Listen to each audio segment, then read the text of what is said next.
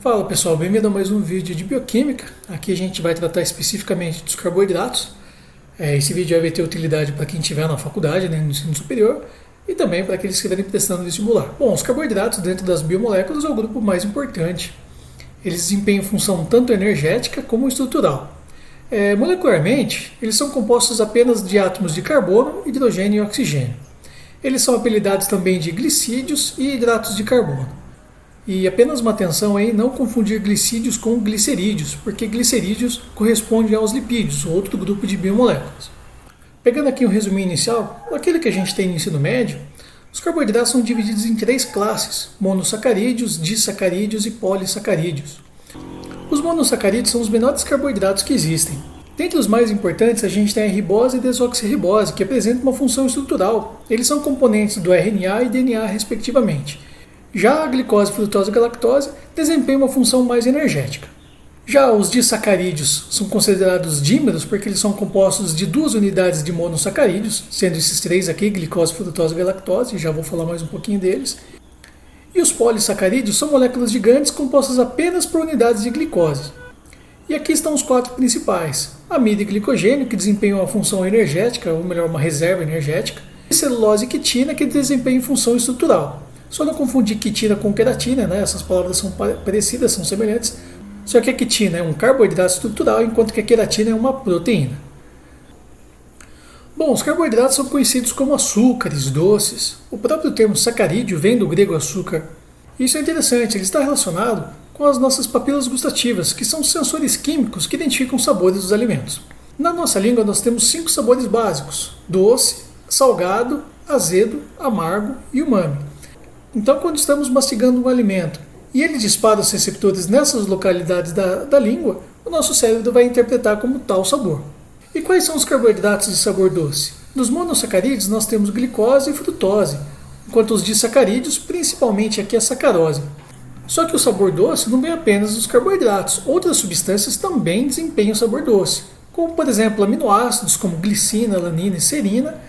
Algumas substâncias tóxicas que molecularmente não têm nada a ver com carboidratos também têm sabor doce, como nitrobenzeno e etilenoglicol. Esse etilenoglicol ficou famoso um tempo atrás por conta da contaminação na fabricação de uma cerveja, e diversas pessoas que ingeriram essas cervejas aí tiveram problemas renais bastante sérios. E é claro, também não poderíamos deixar de falar dos adoçantes, sejam naturais ou artificiais. Essas substâncias aqui também acionam os receptores para o sabor doce na nossa língua, como principalmente os mais famosos, como aspartame, sucralose e a estévia. Bom, passada então essa parte introdutória dos carboidratos, vamos entrar na bioquímica dessas moléculas, começando pela estrutura molecular. Os monossacarídeos são divididos em dois grupos, aldoses e cetoses. Isso daqui está relacionado com a presença da C-O, também chamada de carbonila. Isso daqui vem lá da química orgânica. Quando a carbonila, a C-O, está posicionada na ponta de uma molécula, ou seja, na sua extremidade, como no caso aqui da glicose e do gliceraldeído, a gente chama isso daqui de aldose, ou seja, função aldeído. Já quando a C-O está posicionada no interior da molécula, como por exemplo aqui na dihidroxicetona ou então na frutose, a gente considera essa molécula como uma cetose, ou seja, função cetona. Então todos os monossacarídeos são divididos em dois grupos decorrente da posição dessa C-O. E outra característica importante dos monossacarídeos é que eles possuem muitas hidroxilas, ou seja, esses conjuntinhos OH amplamente distribuídos em suas moléculas. E outra característica importante presente nos carboidratos é a isomeria óptica, outra coisa que vem lá da química orgânica. Eu não vou aprofundar aqui, mas só vou dizer que tem e justificar o porquê. Isomeria óptica está sempre presente quando nós temos um carbono ligado a 4 coisas que são todas diferentes entre si. Então aqui é um exemplo de uma molécula. Nós temos esse carbono aqui ligado a 4 coisas diferentes: hidrogênio, C-OH, OH e CH3. Todos esses componentes aqui, todos esses ligantes desse átomo de carbono são diferentes entre si. Então, só para citar um exemplo aqui, esse carbono do gliceraldeído, ele possui isomeria óptica, porque ele está ligado a um OH, um H, um hidrogênio, esse grupinho aqui, que é um carbono ligado a 2 átomos de hidrogênio e um OH, e esse carbono aqui ligado a um hidrogênio e um oxigênio. Todos esses ligantes desse átomo aqui são diferentes entre si, então é um caso de isomeria óptica, enfim. Então, para fechar aqui, em relação à estrutura molecular dos monossacarídeos, a gente precisa lembrar que está presente o caso de isomeria óptica, que na composição desses monossacarídeos estão presentes a C-O, a carbonila, e diversas hidroxilas.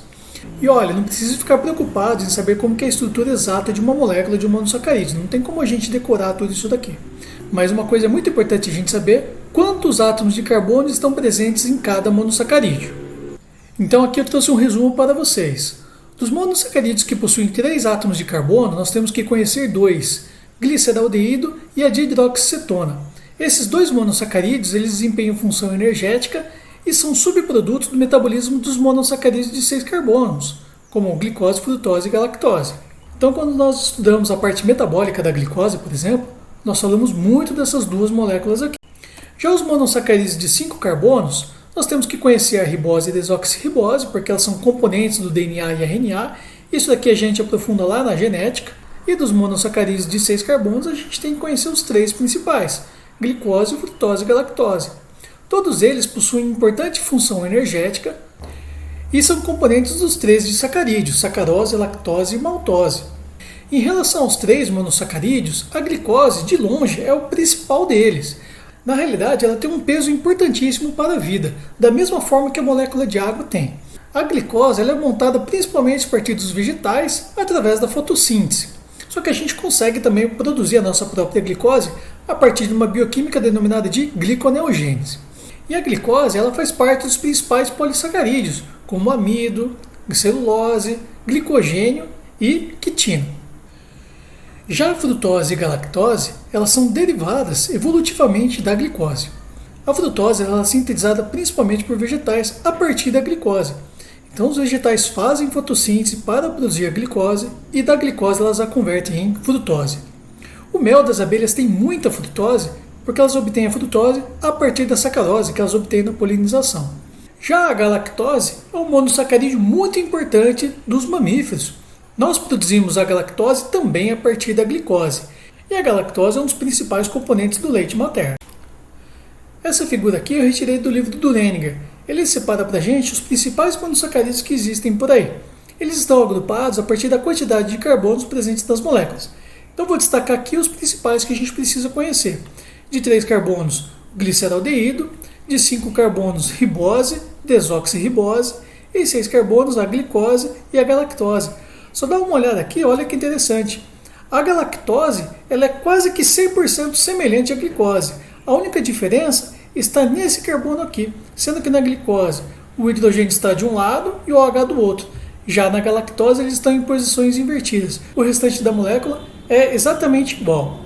E aqui nós temos a dihidroxicetona e a frutose. E para encerrar aqui então dos monossacarídeos, a última coisa que eu precisava falar para vocês em relação à estrutura molecular é que eles não se apresentam de maneira aberta, como eu mostrei para vocês anteriormente. Na realidade, eles ocorrem de maneira fechada, ou seja, cíclica, por conta da união, ou seja, ligação química entre 2 átomos de carbono de dentro da molécula. Só que isso eu não vou detalhar aqui para vocês, porque eu já tenho um vídeo no canal que eu falo sobre isso. E lá eu explico para vocês o porquê da gente conseguir digerir o amido, mas não a celulose. E isso está diretamente relacionado a essa forma de fechamento da molécula.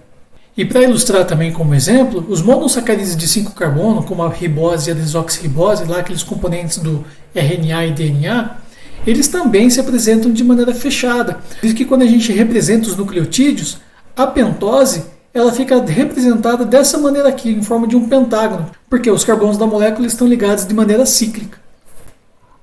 Em relação aos disacarídeos, nós temos aqueles 3 famosos, que é a sacarose, lactose e maltose.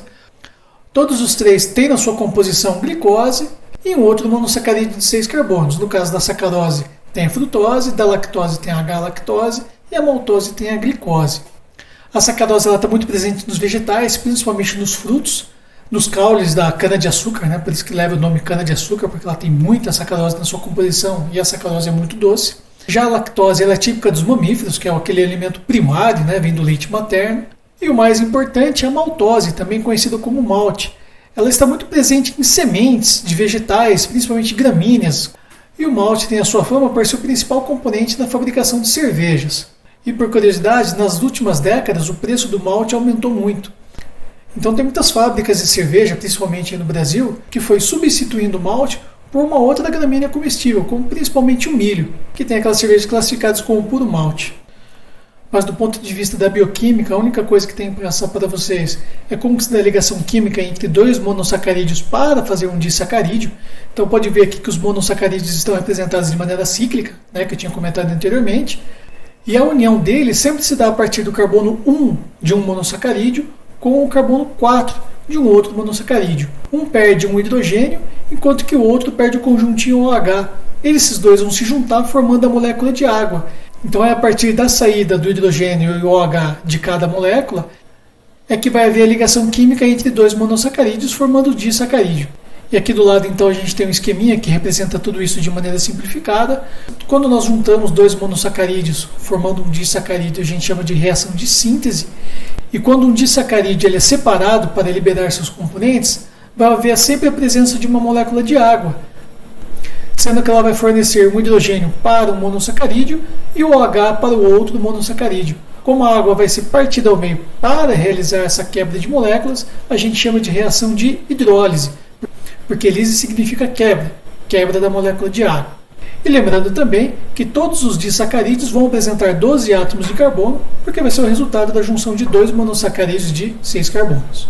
E para a gente encerrar aqui então em relação aos disacarídeos, uma coisa bastante importante é a famosa intolerância à lactose. Provavelmente algum de vocês que esteja assistindo tem esse distúrbio metabólico.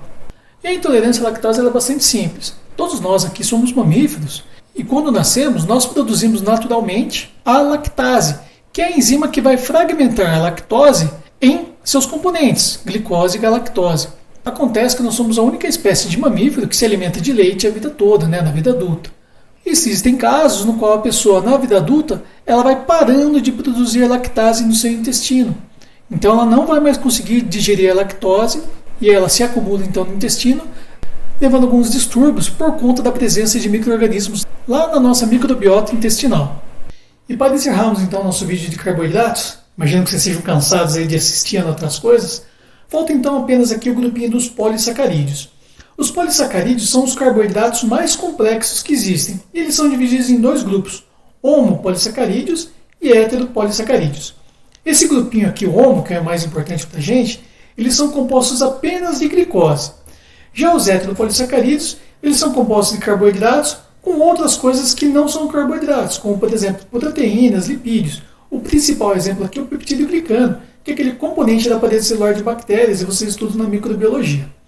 Aqui a gente vai focar os 4 principais homopolissacarídeos, que são amido, glicogênio, celulose e quitina. O amido e glicogênio, eles são polissacarídeos de reserva energética. Amido lá dos vegetais, enquanto que o glicogênio dos animais. O amido é um polissacarídeo que a gente consegue digerir, e essa digestão ocorre em 2 locais, na boca e no intestino delgado. Na boca, quem faz a digestão dele é a amilase salivar, que fragmenta o amido em maltoses. Essa fragmentação também ocorre no intestino por conta da amilase pancreática, porque ela é produzida pelo pâncreas. E lá no intestino, essa maltose, que é composta de glicose mais glicose, ela vai ser fragmentada pela enzima maltase, produzida diretamente pela parede do intestino delgado, restando então apenas moléculas de glicose que serão absorvidas pelo próprio intestino. Então eles vão cair na corrente sanguínea e vão ser destinadas às nossas células. Já o glicogênio, ele é fragmentado também, só que por hormônios, o glucagon e a adrenalina. Esses hormônios aqui são responsáveis então pela fragmentação direta do glicogênio em glicoses. Em relação à composição molecular, o amido ele é composto de 2 moléculas, amilose e amilopectina. Ambas são formadas apenas por unidades de glicose. Acontece que a amilose é uma molécula linear, já a amilopectina é uma molécula altamente ramificada, e ambas são compostas apenas por glicose do tipo alfa. Já o glicogênio ele apresenta uma única estrutura molecular altamente ramificada, muito semelhante então à amilopectina. E por fim a celulose e quitina. Ambos são polissacarídeos de função estrutural. A celulose está presente na parede celular de algas e vegetais, enquanto que a quitina está presente na parede celular de fungos, lá do shimeji que a gente come. E também está presente no exoesqueleto de artrópodos. A celulose é uma molécula muito rígida, formada então pela junção linear de glicoses, sendo assim então semelhante à amilose. A única diferença é que na amilose ela é composta de glicose tipo alfa e na celulose ela é composta de glicose tipo beta.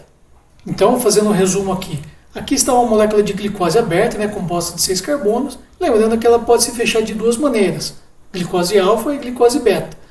Na glicose alfa, o OH está posicionado de maneira inferior e na glicose beta está posicionado de maneira superior. Uma vez que elas não são sobrepostas, são moléculas diferentes.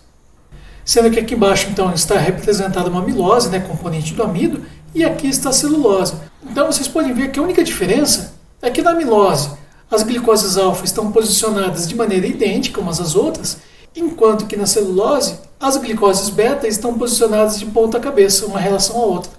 E essas glicoses encadeadas dessa maneira aqui conferem uma rigidez muito grande para a molécula. E para a gente acabar de vez aqui, a quitina, que é uma molécula muito semelhante à celulose.